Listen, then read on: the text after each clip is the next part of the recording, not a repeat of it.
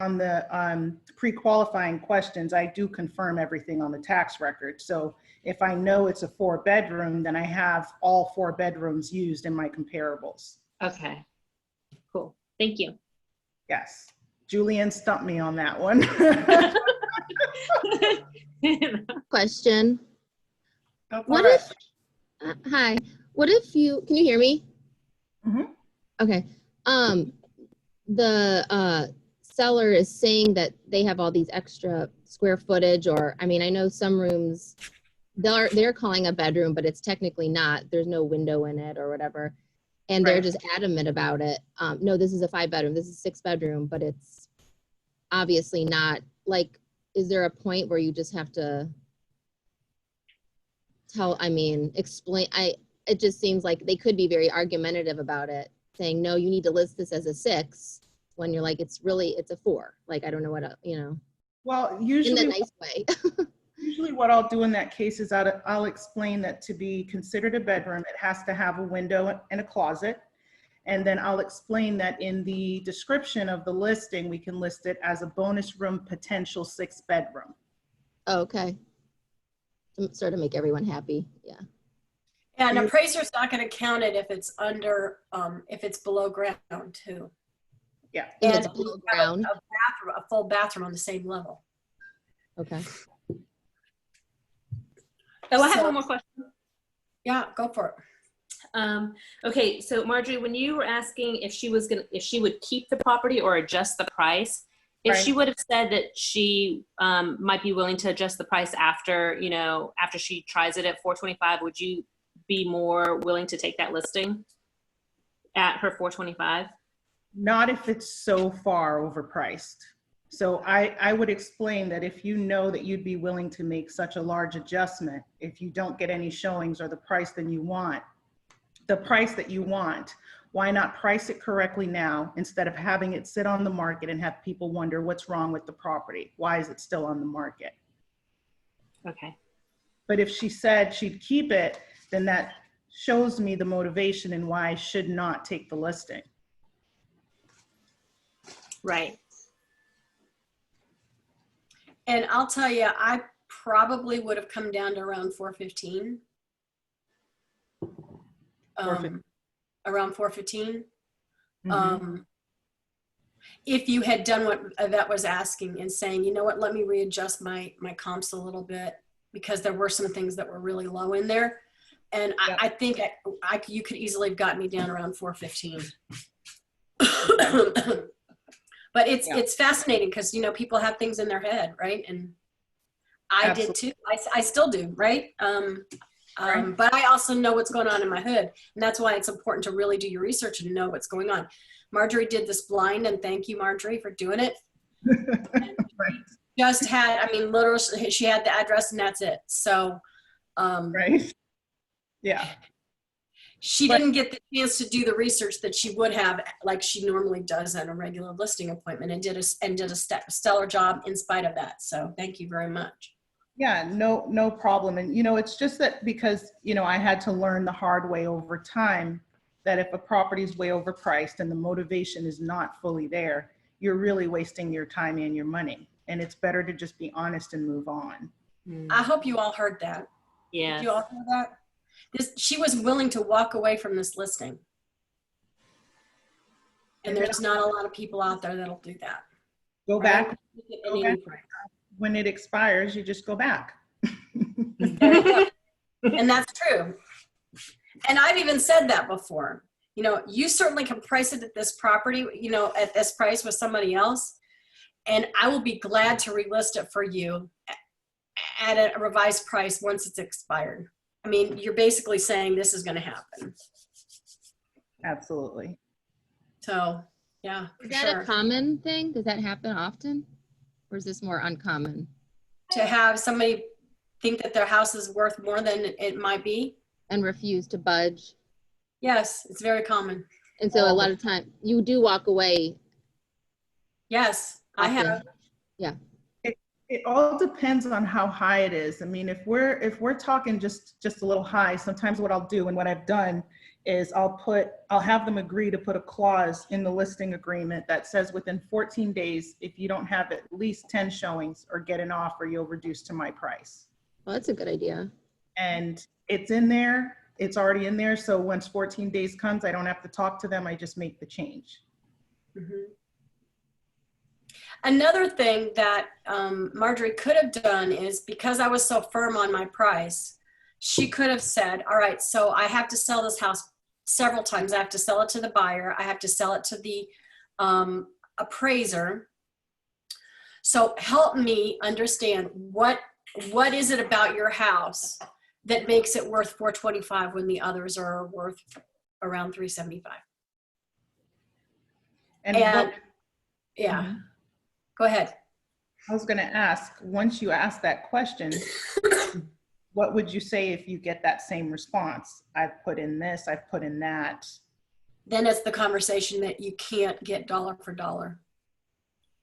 And then, right? But it also could be, I mean, they could have stuff that I wasn't aware of. So then it could be, I might have to adjust my price. You know, it helps me to understand. And I'm coming from a place of curiosity. Help me understand, you know, because I have to sell it multiple times. So give me this information so it'll help me to sell it. Tell me why this is worth so much more than someone else. got it. So I have a house in Eagle Watch that I have under contract, and I think we priced it reasonably. Because of the price that we put it at, I made sure that I had a special features sheet. I had up around the listing, I had signs, you know, special signs made for all of the things that people wouldn't necessarily notice, but that made this house extra special. Because it's not something that you would just notice if you went through the house. Right. Pardon me. All right, what else? Questions about the, Marjorie, talk to them about what you send over for your pre-listing, please. So before meeting with them, they would have received a pre-listing packet that talks about the marketing plan. They would have received the comps of the property to review. They would have received a copy of the listing agreement, and everything would be attached to the email for them to review. And before the appointment, I would have had the pre-qualifying questions asked. So technically, you know, I may have found out that they weren't motivated by asking the pre-qual questions initially, and may not even have gone forward to the appointment, depending on what answers I would have gotten. And you work a lot with expireds, right? I still do. I'm doing a lot more referral and database, which is great. But yes, I still do, especially some old expireds that I had talked to that never listed. Yeah. Okay. And how many of your listing appointments that you go on, how many appointments do you sign?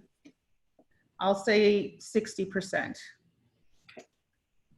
And it could be one, because I'm not taking the listing, or second, just, you know, you don't get them all. So true.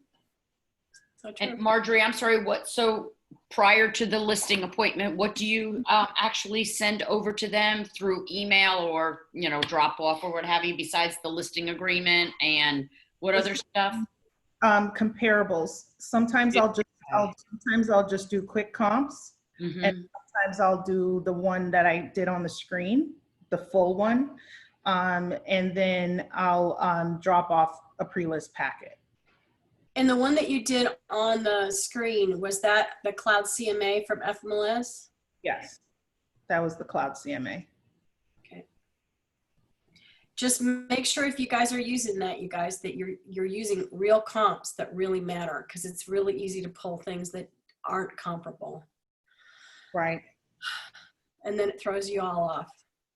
Yeah, and I mean, I've gotten into situations before where they will confirm that the tax records are correct, and I'll go through everything, and then same thing, I get to the appointment and they're like, wait, we meant that it was this, and you just have to keep rolling with it.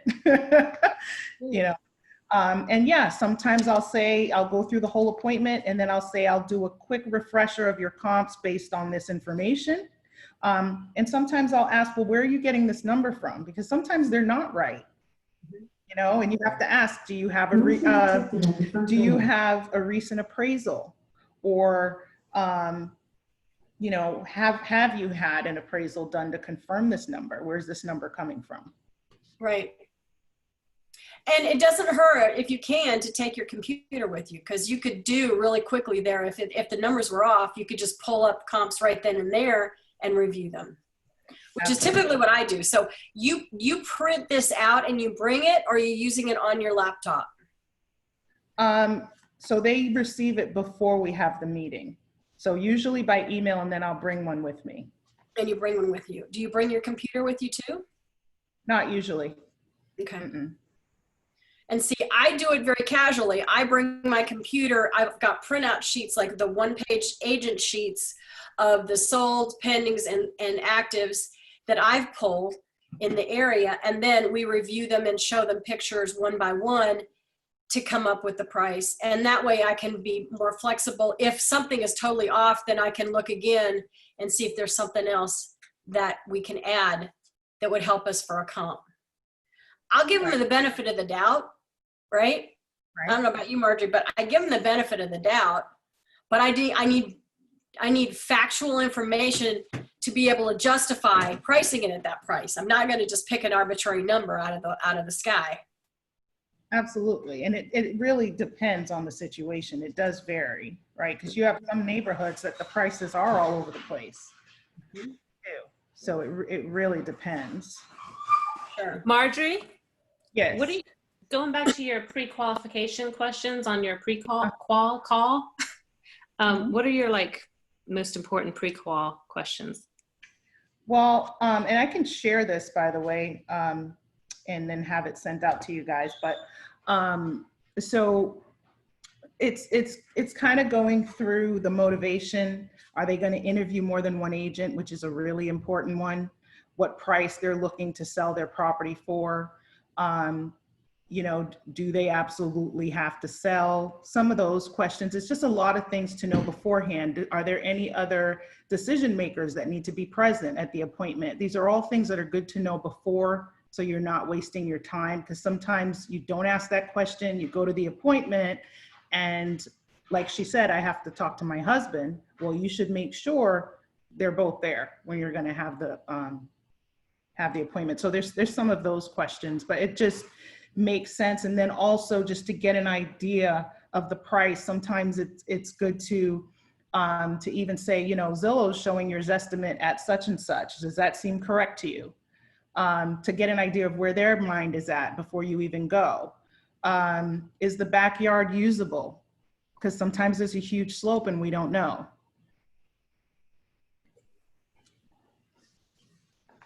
So those are the, Thank you. yeah, no problem.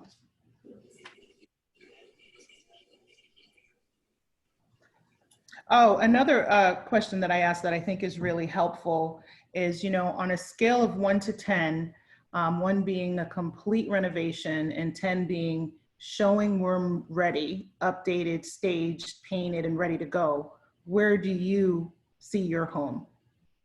Good one. Oh, that's good. Yep. And remember that updating is relative. Yes. Because I've gone to a house with an elderly couple that said, "Oh yeah, we've renovated everything," and you go in and everything's at least 25 years old. And to them, they renovate it. Yeah. And they're excited because it's updated, and it's not. So, you know, it's all relative. I don't know about you, Marjorie, but when I go in, I have in my mind a range. You know, because you can ask all the questions that you want, but until you get your eyes on inside the property and see it, you don't have a set amount. So I go in with a range, you know, high to low of what I'm anticipating it going to be at. And sometimes I've actually been wrong and had to adjust that as I'm walking through the property. Yes. And but at least it gives you that range, right? I've had to as well. Mm-hmm. For sure. All right. So now I want Marjory to come see my house, and now I'm going to prove to her that my house is worth more than $375. It's that backyard, Julia. Hey, you've been to my backyard. Isn't it Yeah. awesome? It's awesome. Well, didn't see it. Didn't see it. It's too funny. Yes. You just never know. All right. So this was a great, what I hope you really took away from this is she did not kowtow to my demands. She stood firm. And I admired that. Even though I didn't agree, I admired it because most people are just, oh yeah, sure. Yeah, we'll do whatever you want. And then you're like, you end up fighting them the whole time. And they're like, why isn't this selling? What, you're not doing your job. Well, you listed it too high, right? So, but it's your responsibility because you priced it too high and you listed it at that price. So you were very firm on your decision, and more importantly, just this is how I do business, and I'm not going to overprice a property just so that it sits on the market. I just don't work like that. So you get a reputation, and that's a good thing because people trust you and they know that if you're going to take the listing, that you're going to sell it. Absolutely. That's it. Had to learn that the hard way. So we take lessons and we keep it moving. Other last questions, folks? Yeah, I've got a question for you. When it comes to, you've got the listing presentation, when do you start pointing out things like maybe you should change this, maybe this needs to be painted, you should probably get a handyman to fix this, and those sorts of things? Do you do it during the presentation or do you do it after you've got the signed contract? Well, you can't, well, I don't know about you, but I think you can't really price the property if they're going to make those changes. So you kind of have to discuss those things, right? And make all those suggestions beforehand, because if they're going to make all those changes, then the price would be different. Do you agree? Yes, in fact, that might be the conversation that I would have. If they are stuck on a higher price, I would say, all right, well, if this is the price that you want, in order for us to price it at this, these are the things that need to be done to the house. Do you have that kind of money? And then if you categorized them as deferred maintenance versus, oh, this is something small you could do that may get you a higher price. Right, exactly. You know, sort so of thing. We determine, because usually people have a list, a honey-do list of things that they want to do their house to get it ready. And that's the reason that I used to get my foot in the door. Look, I don't want you doing anything to your house till I come and see it, because some of the things that you're thinking you're going to do don't need to be done. I don't want you to waste that money.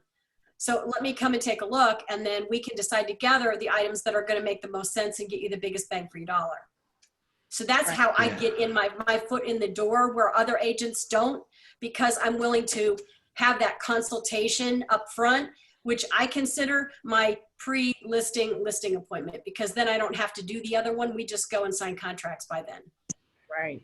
So go through that again. So you basically use that as your foot in the door and you say, hey, let me come in, go through kind of your honey-do list, and I can tell you these are the things that are going to get you the most bang for your buck. Sure. I mean, I treat it as a consultation, but I do bring comps, and I do sit down afterwards and we talk about, I said, here's all the things that you're planning on doing. Of all of these are the only things that I would do, unless, depending on the price. And so we would sit and talk about price and then determine, well, how much money is it going to take to fix these things up to get it at the price that you want? Does it really make sense?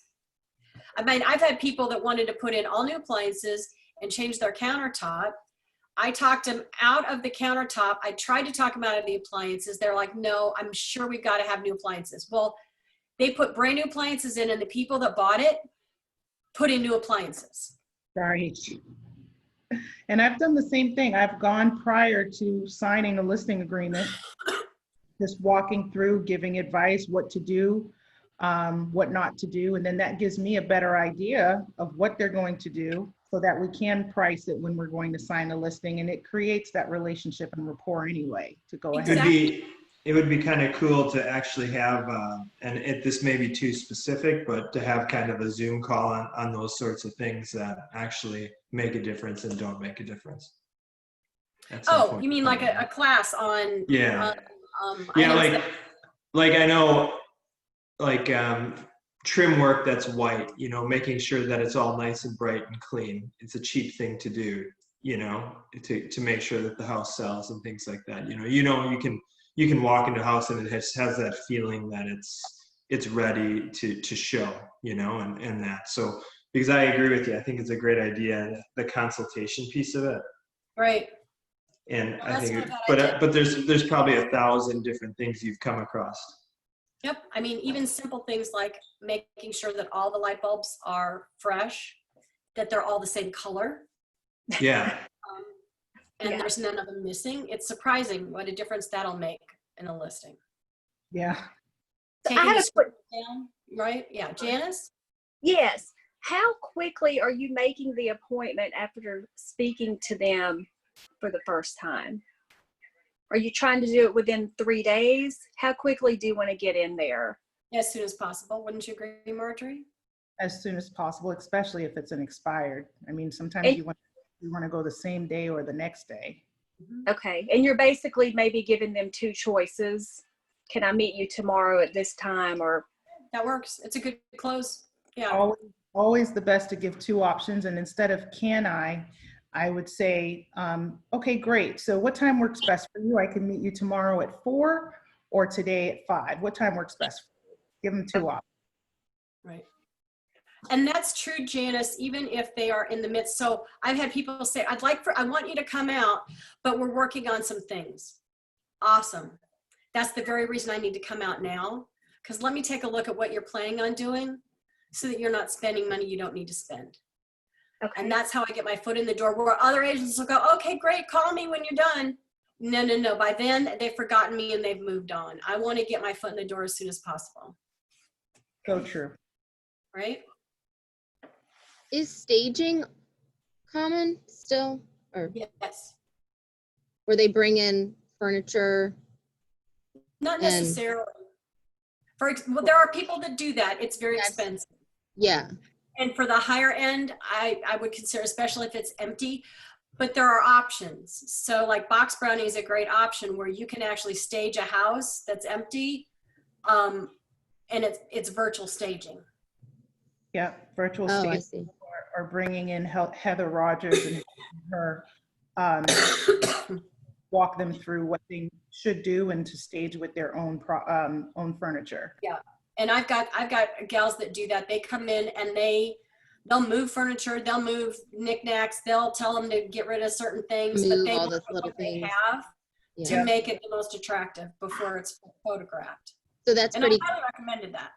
oh, especially for a cluttered house, probably. Well, yeah, but even houses that aren't cluttered, it's amazing. I've had people that said, oh my God, I should have had them come when I first moved in. I love the way they rearranged our furniture. This makes so much more sense. So And you Now never they know. don't want to move. Yeah, and then they don't want to live, right. But yeah, it's pretty funny. It does help too, because sometimes you don't have to be the bad guy of telling them what to get rid Yeah. of, or remove. You just let somebody else do it. That's Yeah. why I prefer to do it. Now, what I do, especially if it's like ugly colors or there's something, I will say, now I'm going to have my stager come over. I can guarantee you, I'm pretty sure that they're going to point this out. So it's one of those softballs, right? Where Yeah. I'm kind of, and then when I set the appointment with the stager, I'll say, I want you to tell them that they need to do this. Yeah. So, but they're the bad guy, not me, but I have coached it. And so I've given them time to process it. I Well, learned that from my yeah. mom. She has to process things. She's not going to make a decision right away. They're But if paying a enough fee for the stager too. Well, it depends. I pay for my stager. That's just Oh. part of my service that I pay. What does And- that go for? I have no idea. Like, I'm curious. Depending, I know it depends on the size of the home, I'm sure, but It does depend on the size of the house and how long they're there. I usually pay anywhere from around 175 to 250 Yeah. to stage a house. Mhm. Is that about right for you, Marjorie? Yep. That's about right. And like $60 an hour with a minimum of 3 hours. I see. Yeah. Because you could play it off, say, I think they're going to say this. You want to save the money. Well, Right. you're saying you pay for it anyways, but We pay for it. just kind of go off what I'm going to tell you instead of Yeah, hiring it's one. a cost of sale. Now, if I was doing $1 million property and we needed to bring in staging, that would be a totally different conversation, and they would be helping to pay for it. Mhm. Right. So it would be a mutual agreement that we would be paying together, or they would pay up front and then I would reimburse them. Yeah, it's going to be different. I'm not going to have that cost or expense. Yeah, because that's could be multiple rooms and levels and everything. Exactly. Yeah, I mean, Totally it can go anywhere from $1,500 to $2,500 a month. a month. Mm. Wow. So it's not cheap. Yep. I have a quick question. Yeah. I'm sorry. Marjory, this is Adrienne. I was just curious, what presentation were you using to show those houses in pictures? So when you say show the houses in pictures, you mean like the comparative market analysis? Yes, and like when you were doing it virtually with Julianne at the beginning. And I So got it a few minutes later. So. That's the cloud CMA. So Okay, okay. yeah, in Matrix, it's pretty cool because you just pick the comps and then you hit the cloud CMA button and it just brings them all over and you can create the report. Awesome, thanks. You're welcome. All right. It is at the top of the hour and we appreciate you being here. Marjorie, thank you so much. Ladies and gentlemen, at 1 o'clock, we have a couple of guests that are talking about events and events during COVID. So it's how to hold great events face-to-face, and also how can we be creative about doing events during this pandemic, which doesn't seem to be going away anytime soon. So Right. join us at 1 o'clock to learn some cool tips on what you can do to stay connected to your database, okay? All right, thanks again, Marjorie, for everything you did. I appreciate Thank it. you. Thank you. Thanks for Thank having me. you. Thank Welcome. you. Bye all. Bye. Thanks.